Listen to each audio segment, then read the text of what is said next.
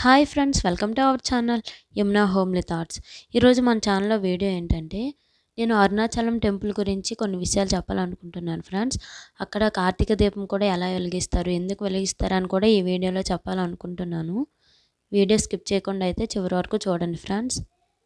అరుణాచలం పంచభూత లింగ క్షేత్రాల్లో ఒకటి. దక్షిణ భారతంలో వెలసిన పంచలింగ క్షేత్రాల్లో అగ్నిభూతమునకు ఇది ప్రతీక.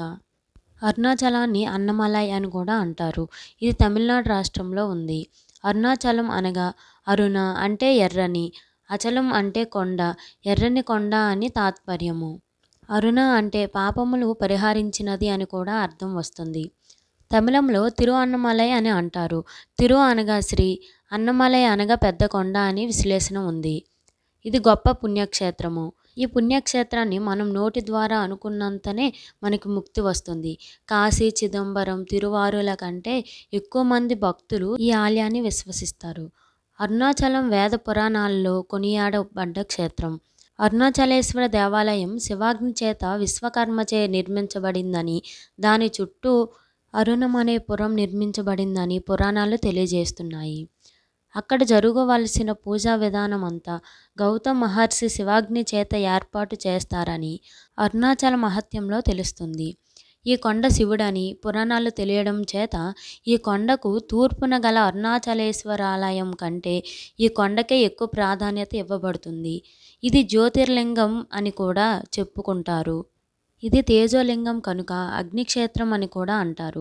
ఈ అరుణాచలం పరమేశ్వరుని జ్యోతిర్లింగం స్వరూపం కావడం వలన దీని చుట్టూ ప్రదక్షిణ చేయడం సాక్షాత్తు శివునికి ప్రదక్షిణ చేసినంత పుణ్యం అని భక్తుల విశ్వాసం. రమణ మహర్షి దీని ప్రాముఖ్యాన్ని పదే పదే ఉద్ఘోషించేవారు. పాదచారులై శివస్మరణ గావిస్తూ ప్రదక్షిణ చేసిన వారికి మహాపుణ్యం గావిస్తుందని మహాత్ముల వచనం.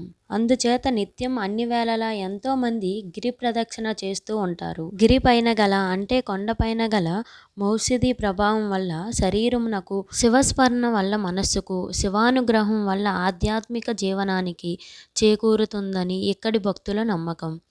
గిరి ప్రదక్షిణ చాలా వరకు తారు రోడ్డు పైనే జరుగుతుంది.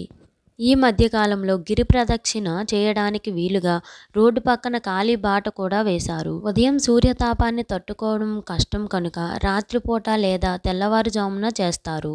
రమణాశ్రమానికి 2 కిలోమీటర్ల దూరం వెళ్ళిన తరువాత కుడివైపునకు వెళితే రోడ్డుకు మధ్యలో వినాయకుని గుడి వస్తుంది.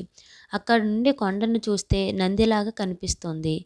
గిరి ప్రదక్షిణ చేసేటప్పుడు మనం కొన్ని జాగ్రత్తలు తీసుకోవాలి. గిరి ప్రదక్షిణ చెప్పులు లేకుండా చేయాలి.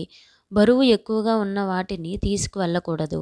గిరి ప్రదక్షిణ 14 కిలోమీటర్ల దూరం ఉంటుంది కాబట్టి మీరు సాయంత్రం పూట కానీ రాత్రిపూట కానీ గిరి ప్రదక్షిణ చేయటం మంచిది. శీతాకాలం పగలు చేసినా బాగుంటుంది. ఉదయం పూట గిరి ప్రదక్షిణ చేయటం చాలా కష్టం. గిరి ప్రదక్షిణ పౌర్ణమి రోజు ఎక్కువ మంది చేస్తారు. మీరు చిల్లర పట్టుకెళ్లడం మర్చిపోకూడదు.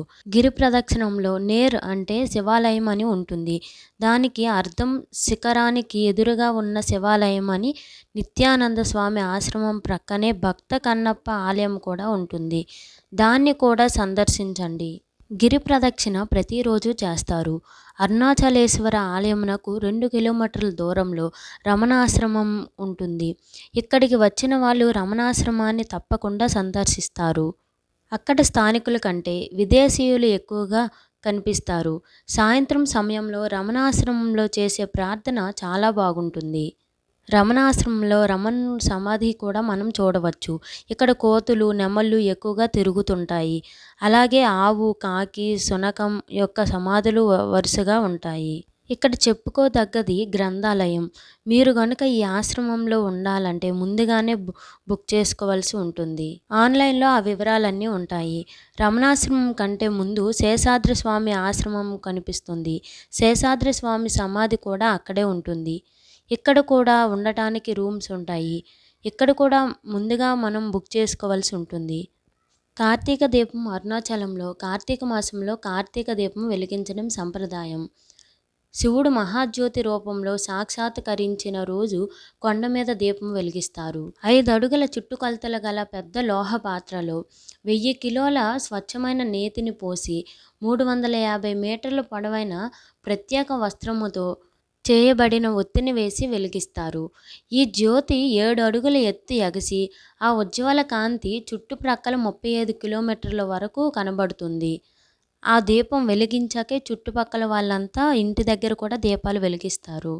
మీరు ఎప్పుడైనా అరుణాచలం టెంపుల్కి వెళ్ళారంటే నాకు కామెంట్ రూపంలో తెలియజేయండి ఫ్రెండ్స్. ఈ వీడియో మీకు నచ్చితే లైక్ చేయండి, షేర్ చేయండి, మన ఛానల్ సబ్స్క్రైబ్ చేసుకోండి. Thank you for watching.